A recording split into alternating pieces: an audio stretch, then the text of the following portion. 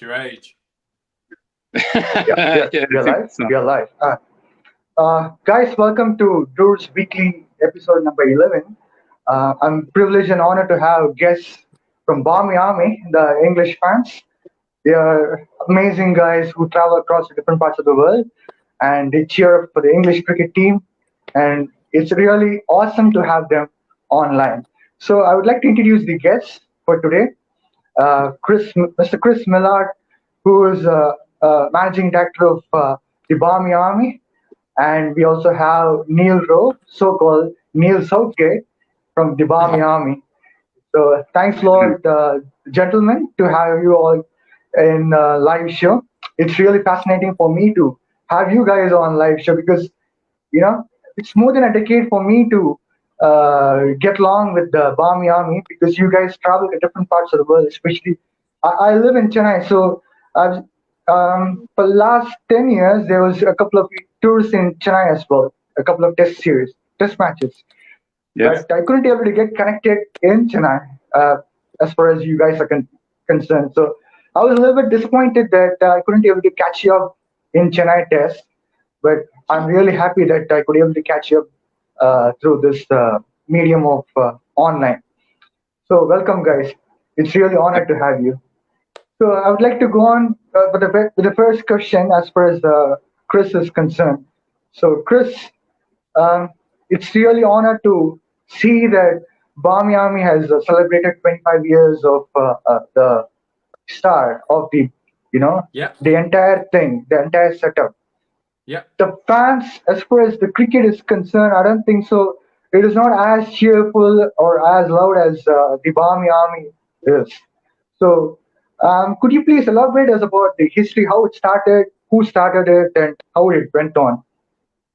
Sure, yeah. So the Barmy Army is now 25 years old, as you mentioned, and it was founded by three mates on a trip to Australia, Gareth Evans, Paul Burnham and Dave Peacock in 1994 when they went to Australia to watch the England cricket team in the Ashes.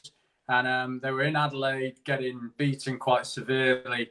And Paul, Dave and Gareth were decided to sell some shirts with Barmy Army on because the Australian press had banded them the Barmy Army because they were out in the sun till all hours.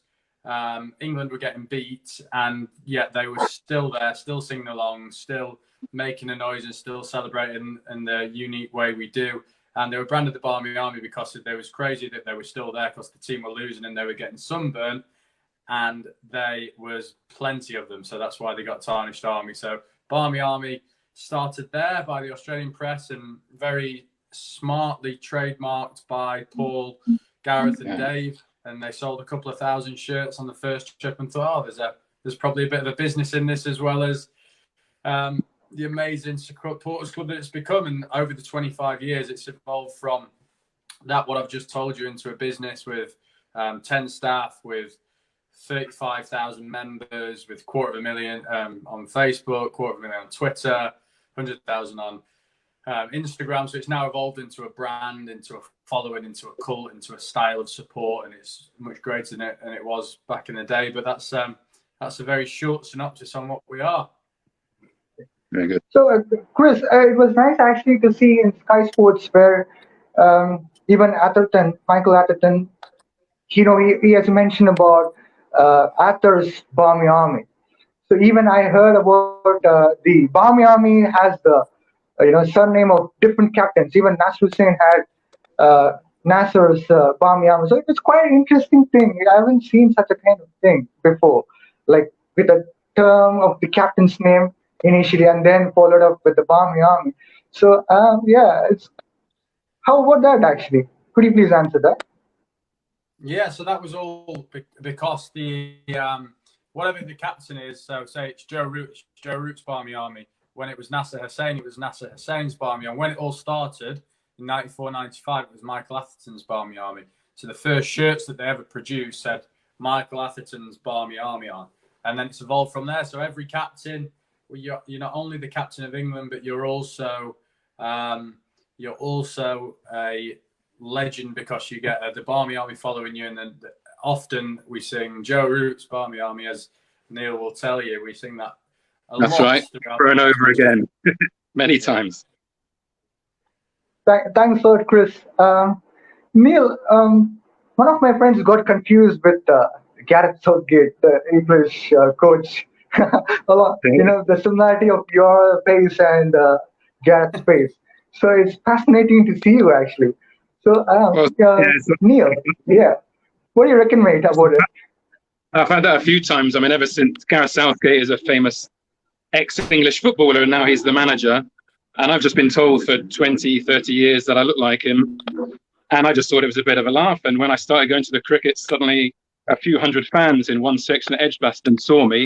And they just started saying, Southgate, give us a song. Southgate, Southgate, give us a song. So I just stood up and sang one of the Barmy Army songs. And it kind of carried on from there, really.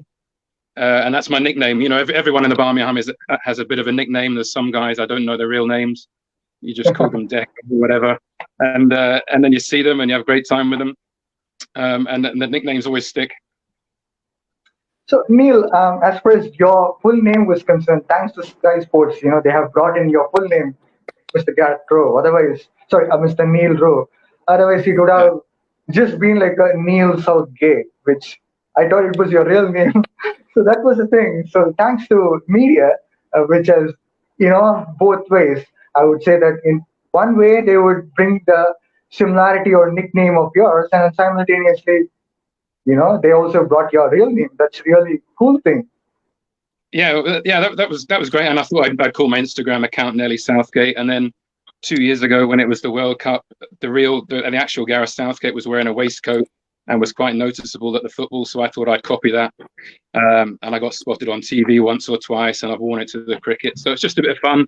There's always lots of fancy dress at the cricket, and if you can wear a bit of a costume, that's an extra bit of a laugh as well. The first thing which I came to know about through the YouTube was your Freddie Flintoff song. Or maybe it's too old, but it's really awesome thing, which I came across.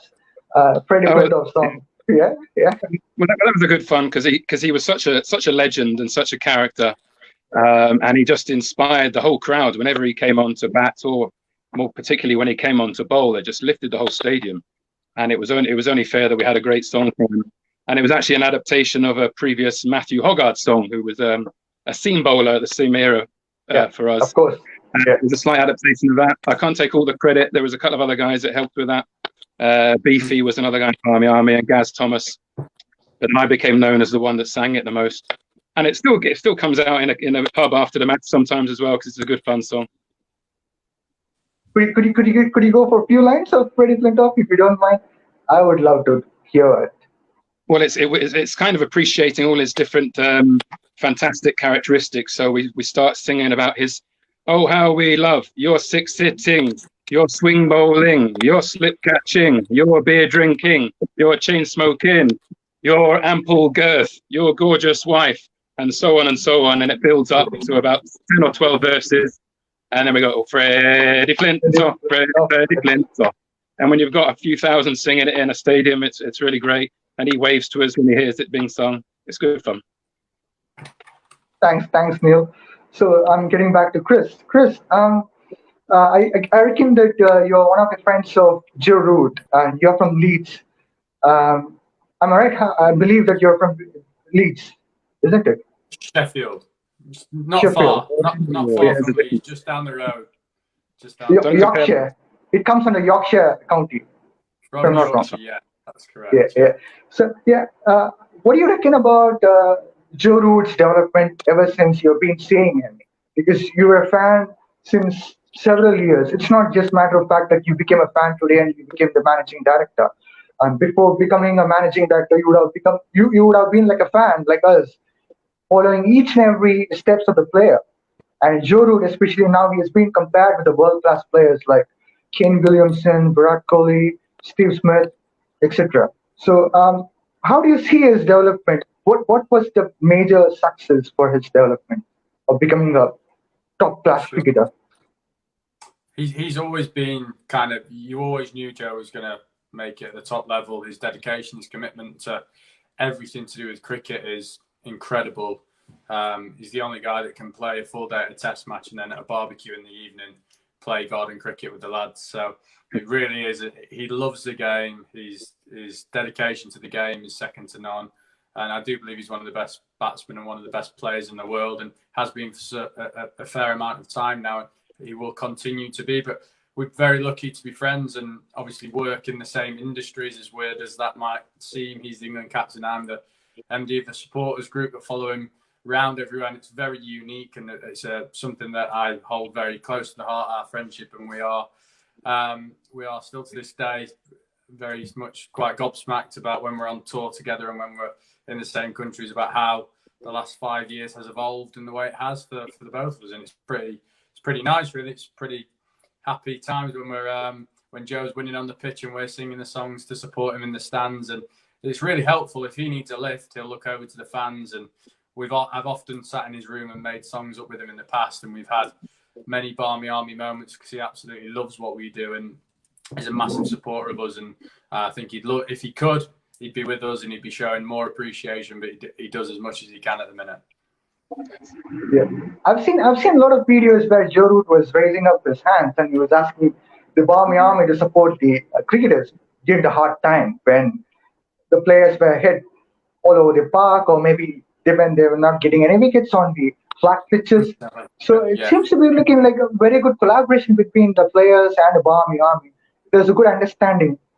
Perhaps, say for example, when you're going to Australia, where in Australia, where most of the pitches are flat, and you don't get most wickets, or most of the Aussie batsmen, they stick onto the pitch and they don't get out so easily. And you guys come up with a lot of songs and you keep cheering, the trumpet, etc. So was it like a planned kind of thing where you come up with the different songs with the different scenarios, or else was it just a spontaneous thing? It's always been the way with Barmy Army. It's not unique to mine and Joe's relationship. This is dating back to when it first started. I think the players appreciate what the Barmy Army does for the team and how incredible the support is. The fact that we do go everywhere in the world. We go all around the globe, to the subcontinent, to the really hardest places to get, like Bangladesh. There was England fans there when England played there recently. And the players appreciate that and they recognise that. So when they do need a lift, when there is a flat pitch and they need some wickets, they'll turn to us and say, come on, give us an extra 12th man. And it's evidence that there is evidence out there that it works. I mean, how many times have England needed a wicket? They've asked for a bit of crowd support and we give it them, and then they've often gone on to get the wicket. The recent Cape Town test was a perfect example of that. Yeah, I was thinking that as well, wasn't it? We hadn't won there in decades, wasn't it, Chris? And like BJ just said, Joe was kind of, clapping. The players were looking at us and clapping our support, and give us a bit more of a lift. And then we were giving some more and really driving them on to the win. I mean, of course, it was mostly their own doing, but we were non-stop that last day, weren't we, with the songs? Yeah, it was unbelievable. What a day. Yeah. By the way, I'm also supporting England. Probably you can see this, my T-shirt that I've just got in England on T-shirt. Nice. So, very good. Yeah. And I've I don't have the Barmy Army T-shirt though, but I've got the Barmy Army India one from 2012. Yeah. So let me read up the comments which are coming across from different parts of the world. Shakila Kabir has mentioned, hello, great to see you all. Yeah. Shivam Shofor, hello to all, good to see you. Hello everyone from Masood Pravez. Yeah. So moving on to Neil. Neil, you have come up with a lot of songs. Was it the songs which you have written on your own, or else do you have a great team which comes up with all lyrics, etc.? Well, it's a bit of a team effort, really. We got some really good songsmiths, wordsmiths in the Barmy Army. We've had over the years Paul Winslow and Stuart Kemp, Gaz Thomas and Tony.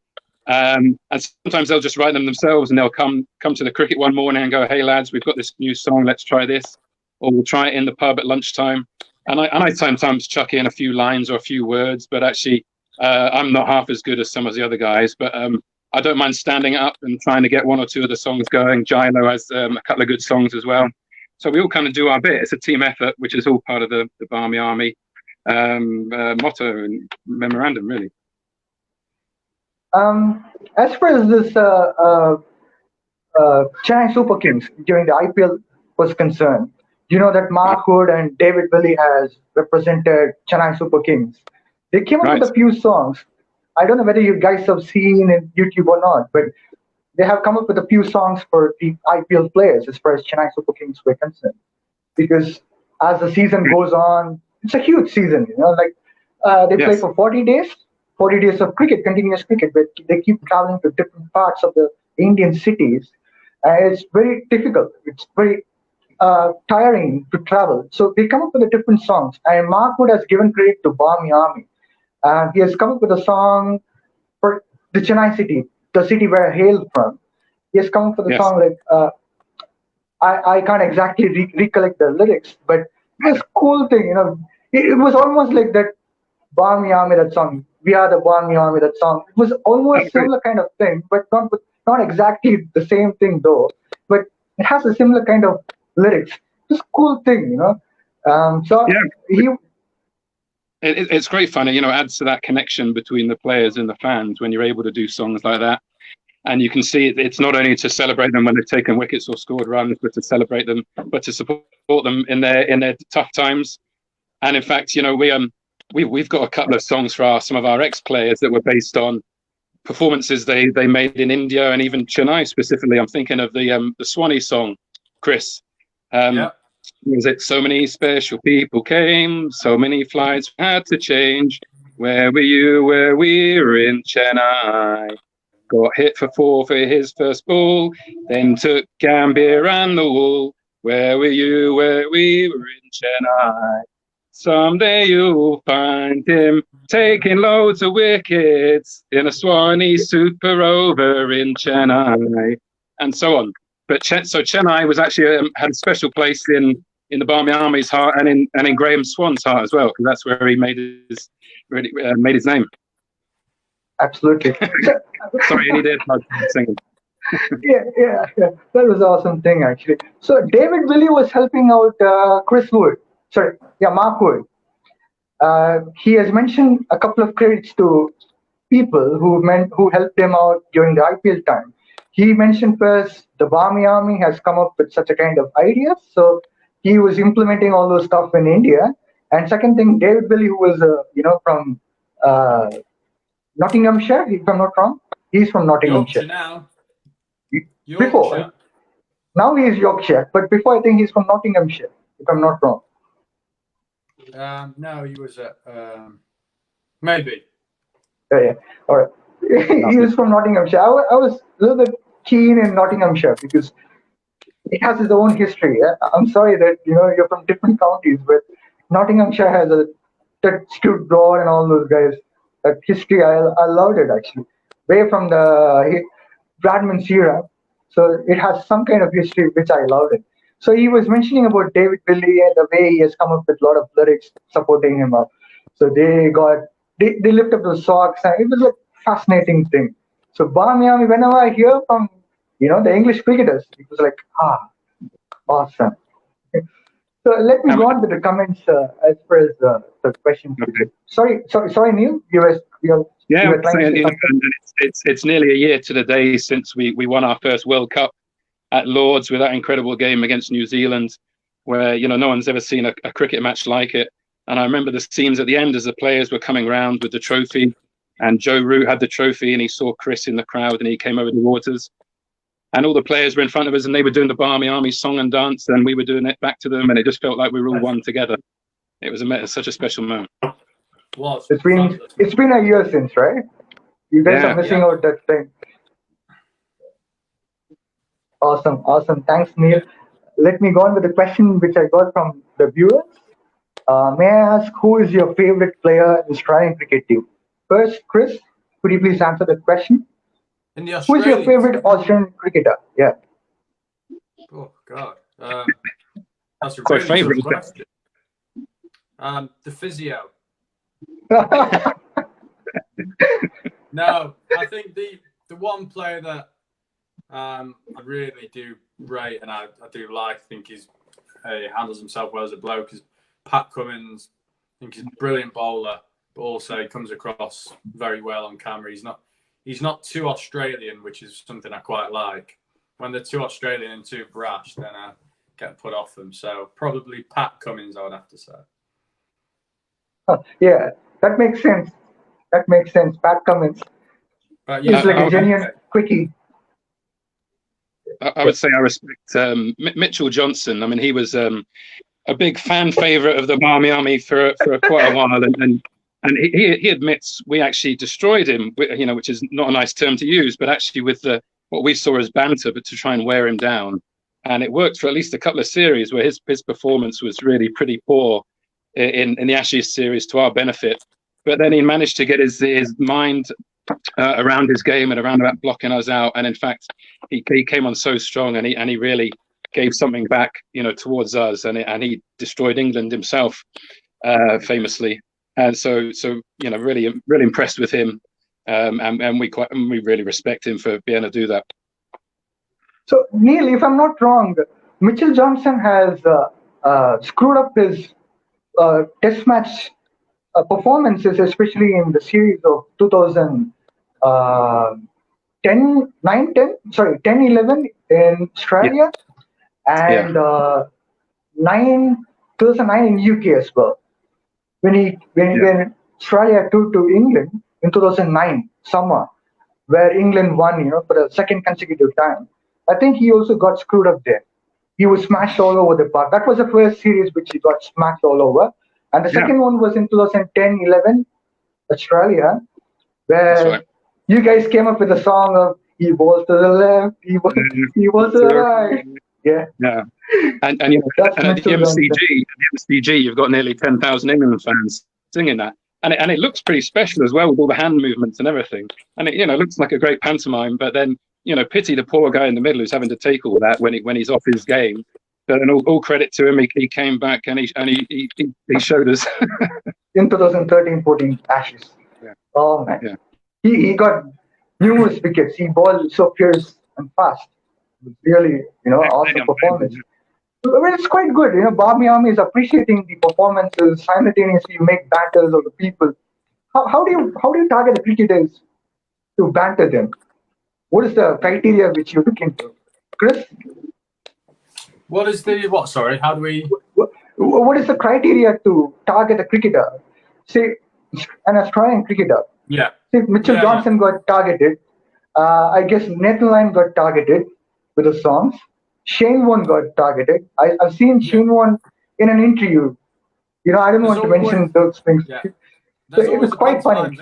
So there's always someone who is within an Australia series. There's always someone who is the bad cop to the England fans. So Shane Warne's done it, like you say. Mitchell Johnson, Nathan Lyon, more recently. They're the people that have either said something in the press about England and England fans, or they have played really, really well against us and then gloated in the media and to fans. And they've always done something to get the England fans a little bit almost agitated and wanting to get their own back. So it never really oversteps the mark. It's always friendly. It's always fun. English fans and the Barmy Army are known for their wit and humour and making it never too over the top, but always quite funny. And that's something we've done really well over the years and something we'll continue to do. But there will be another one on the next tour to Australia. I'm sure Nathan Lyon is going to get it. And more recently, you've had David Warner, Steve Smith, who have been abused for sandpaper gate, and quite rightly so. So they're Australians. They're not very bright, so they always find a way of giving us something to latch on to. Do something, yeah.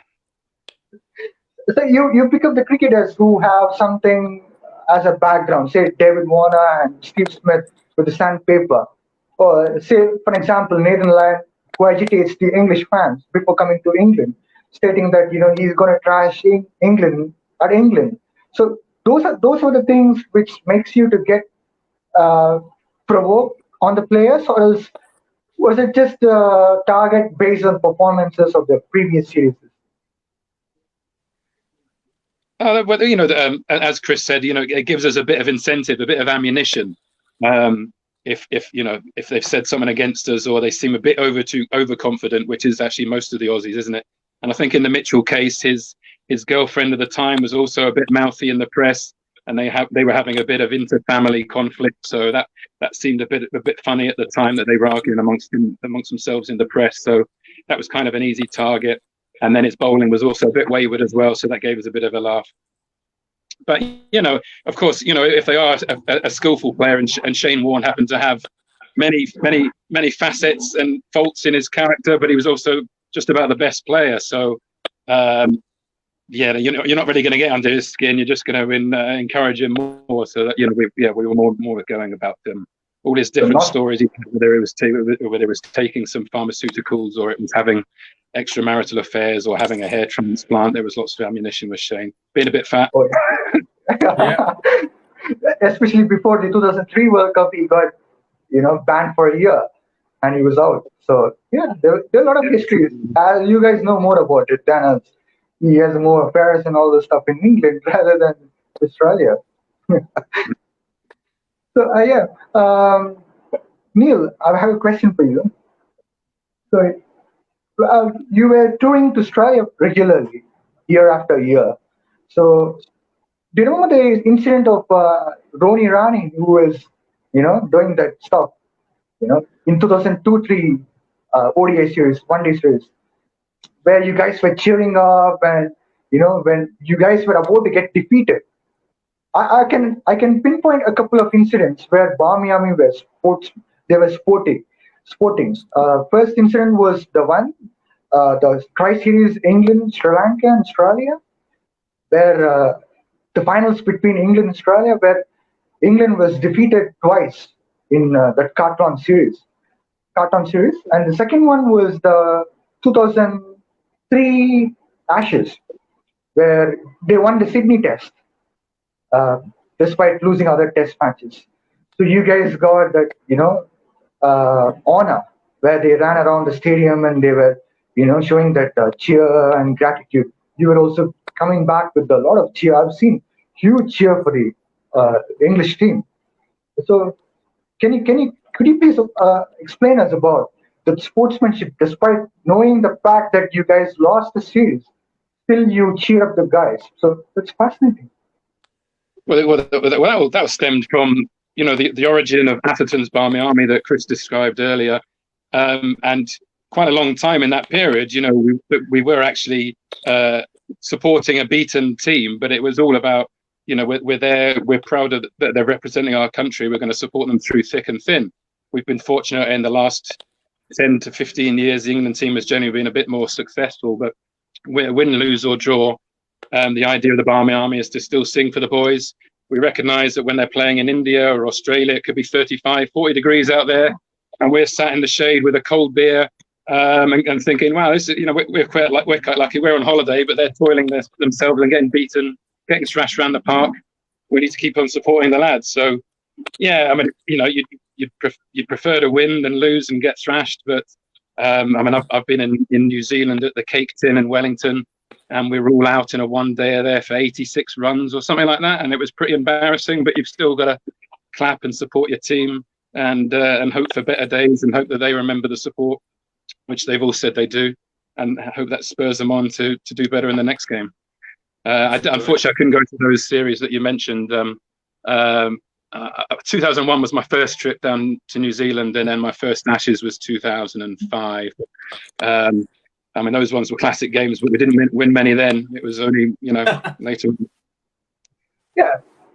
Neil, talking about the 2001 series against New Zealand, I can remember England toured after India. They had a huge test and one-day series. They had Flintoff, removing his T-shirt, and he has, celebrated at Mumbai. And after that series, England toured to New Zealand, I suppose. Even again, Grant Thorpe and Andrew Flintoff, they played brilliant in the test series. And National Sen also played well in one-day series. I can still remember that. So, could you please recollect those memories? Your first, even the same question from Shivom Sofa. I must say, Barmy Army is the most dedicated supporters of the own team. What will be the most memorable memory of Barmy Army? So, with that question, I'm adding one more thing, Neil. So, Neil, you were first to New Zealand. You would have had a lot of memories which you could be able to share. Alongside with the question which was asked by Shivom, that could you also share the other memories which you have along with the first series which you have been to, like toured to? Yeah, well, I mean, I would say, I mean, the best two memories of being with the Barmy Army were actually home tests, well, home matches. Of course, there was the Lord's England final last year, which, well, nothing's going to get much better than that. But also the 2005 Ashes at Edgbaston, which is remembered as one of the greatest tests ever. Yeah. And they have a stand there called the Eric Hollies stand, which is probably, well, I think it's the best stand in world cricket for the atmosphere, for the fun. I mentioned the fancy dress earlier. Most days you've got all sorts of fancy dress characters running around, but the support they give the team is amazing. And I was there on the penultimate day when Freddie Flintoff had an over against Ponting, where he just peppered Ponting all 6 balls of that over and finally took him on the last ball of the over. And the crowd, the place just went nuts for that. And that was so memorable. And he turned to the crowd and he, gave it some. And actually for that game, it was a friend of mine said, "Oh, we need to dress up because it's the Aussies. So how about, because the Queen is still their monarch, technically, let's all dress as the Queen. I'll get the masks, you all get dresses from charity shops." So we had 30 of us dressed as Queen Elizabeth II with all the handbags and gloves and everything. And every time the Aussie players came over, we sang them the song about God Save Your Queen and all this. And I remember Justin Langer bowing in front of us and, waving his hand and saying, "Hello, Mom," and all this, and we're waving at him. Stuff like that was quite funny. And then I was at the 2003 World Cup in South Africa, and I remember in Port Elizabeth, England were playing a match against Namibia. We were having some banter with the Namibian fielders because it was expected that we would roll them over quite easily. So we were running a bit of a book about how many runs England would get against Namibia, and everyone was putting in 10 rand each to guess how many runs England would get. And as the runs were surpassed, then you had to go and sit out because you'd lost the bet. And we asked one of the Namibian fielders, I think it was Van Buren, we said, "Hey, Van Buren, how many runs are England going to get? It's 10 rand if you can guess." And he went, "Oh, okay, I'm going to guess 254. And he came over and he gave us 10 rand to take his place in the bet, even though he was fielding. And there was one shot that was coming that he was maybe going to stop. And he actually dived over it and he went for 4. And we went, "Mate, that's a bit cheeky. You're not really supposed to play along with it." But, he did. And that was quite a laugh because they knew they weren't going to win. But that was quite a giggle and a good memory. And about your first tour to New Zealand, do you have any memories, fond memories, which you can able to recollect? Well, I think that was actually, it wasn't the test series, so it was actually the one day. So that was the one. That was the one where we got 86 all out in Wellington, and then I think I saw the other one day in Christchurch maybe, and we got beat in that. So in my first 2 matches with the Barmy Army, it was two good beatings really, and I thought, oh, this is what being the Barmy Army is all about. But I knew it was more than just the victory. It was about the taking part, the social occasion, and supporting the team, and also having the opportunity to travel around a beautiful country. We're very lucky in the UK when it's winter in the UK and it's snow and cold here. We can come to India or New Zealand, Sri Lanka, South Africa, the Caribbean, and enjoy the weather and the culture, and also get to watch cricket and support our heroes.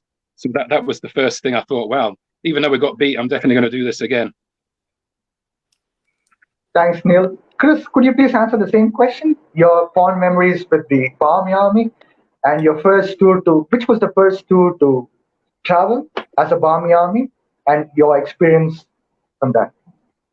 Yeah, my first tour was in 2015 and it was the South Africa tour. So obviously a lot more recently, I've been on every tour since that 2015, except one tour to New Zealand, which I missed sadly. But that one in 2015 was very special because it was my first tour and getting to know what the Barmy Army was about and who the people were. And that's kind of been a staple of my life since, really. So it was a really special tour that will live long in the memory. And it was a tour that I had not many working restrictions either. So I was there enjoying it and being one of the lads, should we say, rather than being tied down to working capacities. But look, it's been amazing ever since then. The tours that mostly resonate with me would have to be Australia, obviously, because it's an Ashes tour, but they are the hardest tours as well. They're hard work, as any England fan will tell you that does all 5. You get sick of Australian fans abusing you afterwards. But the 2 greatest moments for me happened this year in the UK, and they were what Neil said about Lords, Barmy Army being at Lords. So we managed to successfully get 200 tickets for all the Barmy Army members about 2 days before the test, the final at Lords, and it was a really special moment to have those tickets, to be able to reward the people that had done so much for the Barmy Army over the years and been there when we needed them, and we finally got to say thank you. Oh, we've got your ticket to the World Cup final. Can you be there tomorrow? Everyone's snapping your hands off and being there. It meant that everyone who you wanted to be there was there, and it was such a special day. Definitely, definitely the best day of my life.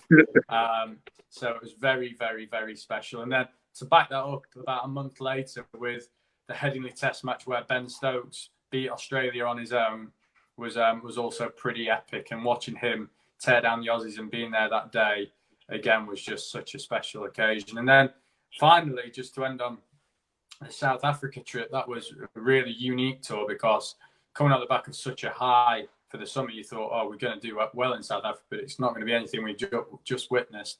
And then that day 5 in Cape Town, when the Barmy Army really supported the team and the team really needed us, and you could see they were getting a buzz and a lift off us, and to feel like we almost took a wicket with the team and then they celebrated with us after was very, very special. So a lot's happened in the last year, and that's where most of my highlights come from. But the years before that have all been brilliant. I think every time you go away with the Barmy Army, it's special because of the people, because of the culture, because of the country you're going to. It's a really unique and special thing we've got going. So I'm getting a couple of things popping into my head, Chris. So what is the maximum number of the Barmy Army traveled so far ever to a country? And second thing which is popping to my head is that what is the total number of the members you have in Barmy Army? Sure. So the total number of travellers is really hard to say because a lot of people are called the Barmy Army when they go on tour. So whenever England fans go overseas, they might buy our shirts, they might just sit with us and have a sing-song, but they will get called the Barmy Army. So the usual numbers for Australia are the ones that are most significant, and there's about 25,000 in Melbourne and Sydney, which is a pretty epic number. 25,000 Brits that buy the Barmy Army shirts and spend a lot of money in these beautiful countries is fabulous. And members, we've got 4,000 paying members, and then we've got 32,000 club class members that are subscribers, basically. So altogether, 36,000 members. Wow, that's a huge number. It would make us the biggest. If we were an official cricket team, we would be the biggest cricket team in the country for members. So bigger than Middlesex, bigger than Surrey, bigger than any of the counties. We would be the biggest team in the country. So, and potentially the world. But we don't want to make statements like that. Thanks, Chris. So I got one more comment from audience. Vijay. Yep. I've got about 2 minutes left. If there's anything we can squeeze in, I've got about 2 more minutes. I've got a few questions before moving on. Moving on from the online. Yep. I wish you can answer a few questions. Just a comment I'll read. Yeah. Oh, he has mentioned wow to you guys. All right. So could you please tell me about the ECB support, England Cricket Board support, as far as the Barmy Army is concerned, Chris? Yes. The support that you're getting. I didn't expect that answer. I didn't expect that answer. We do our thing, they do their thing, but we are trying to work with them closer. But sadly, we keep getting knocked back. The fans aren't that important to English cricket, but we're trying to make sure that they realise they are. And it's slow progress, but we'll get there one day. This is my brutal answer. Oh, very diplomatic.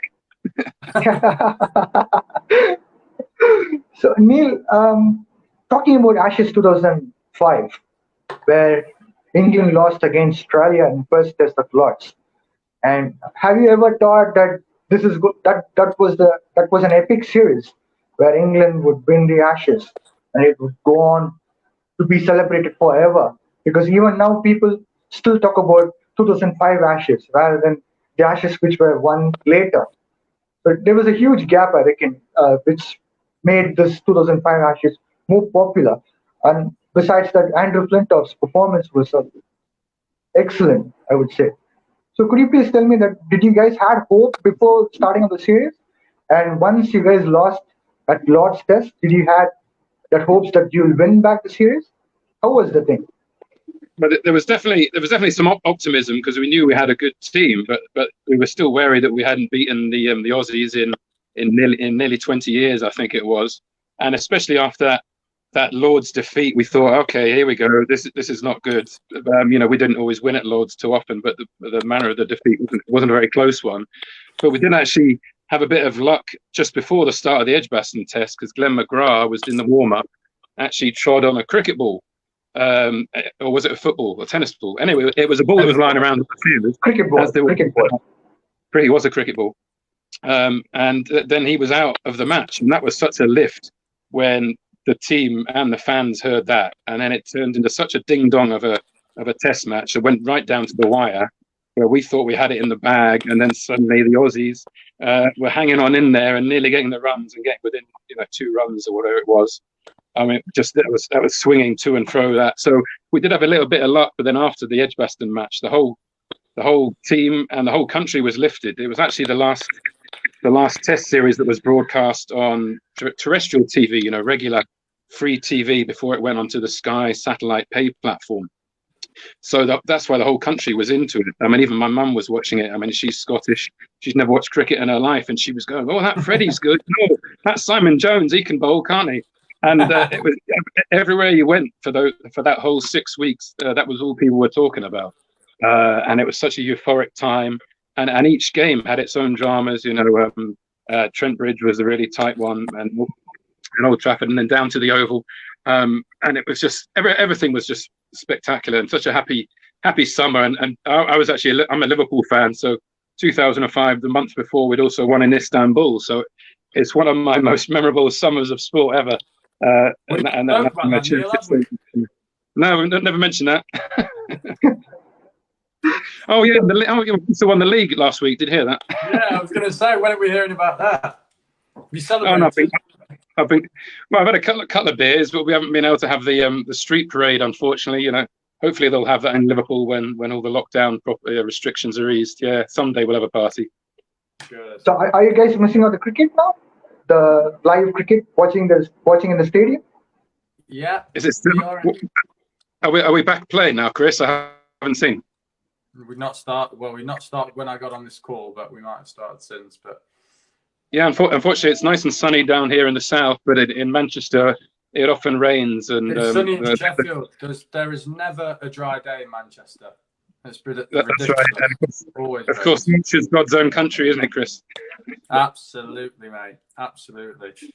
Right, VJ, what else have we got? Because I've got to go. A couple of questions before you guys leave. One about the World Cup. 2019 World Cup, one-day World Cup. Could you please just hint in a line, how was your experience overall? Incredible. Wouldn't change it for the world. Most memorable tournament ever. Yeah, it was a long time coming, but it was well deserved. I mean, that's more than one line, but I feel really sorry for New Zealand, because they didn't actually lose New Zealand, and they're such a fine team led by a fine captain, and it was really tough. I really felt sorry. Well, obviously over the moon that we won, but so sorry for them. I felt sorry for a minute. New Zealand. Yeah. And also respect. We beat India in one of the games on the way there, and that was at Edgbaston. And that was almost like a home game for India, because there's so many, such great Indian support within Britain. And we almost felt in the minority. Didn't mean the Barmy Army, Chris, but the Indian support was great. Luckily, we got through that game, and then we managed to get past the Aussies again in the semis. But yeah, great support, India, as always. Absolutely. So I've seen in a video where in Sky Sports interview that you guys are not comfortable traveling to subcontinent countries like India, Bangladesh. I think Sri Lanka is more comfortable for you guys, if I'm not wrong. And you guys are interested to travel to Caribbean, South Africa, and Australia, obviously. So any specific reason do you have that you couldn't be able to come to these parts of the world? Was it some kind of restrictions or some kind of discouragement from the crowds here? No, it's preference. It's preference. Some people like going to India and Bangladesh because it's so unique and because it's so different. But a lot of others like to go for the beaches and for the rum punch in the Caribbean. So it's down to personal preference, and more people do tend to go for the other option. But there are people that absolutely love going to Bangladesh and India. and hopefully as more tours are back in Bangladesh, we'll see more people going over there. But I think it's obviously not as popular, but I think one day it could be. Last question. I'd always wanted to get to Eden Gardens, so I was lucky to get there in 2012 when we won, and I managed to get to see the little master play. Not a very long innings, but he got to play it at least, and it was in Eden Gardens, which of course is the legendary cricket ground. So that was a special moment for me. Awesome. Thanks a lot, Neil. So last question is to you both. How do cricketers gel up with the Barmy Army guys? How do the cricketers, English cricketers, gel up with the Barmy Army fans? They love us. They love us because we keep singing for them when they're losing and when they're winning. They absolutely love us, and quite rightly so. They're very respectful to what we do, and they give back a lot. It's a very unique sport, cricket, because there's such a connection between the fans and the players. It's absolutely brilliant. Yeah, agree with that. Thanks a lot, Chris and Neil. It was nice to have you in a short period of time, having you both in a live Facebook Live show. It was my honor. It was my honor and privilege to have you guys. Thanks a lot. Take care then. Hopefully see you soon. Southgate, see you, bud. See you soon, either in UK or in India. Yeah? All right. Cheers, mate. Thanks for your West India. Cheers, mate. Cheers. Bye. Look after you. Stay safe.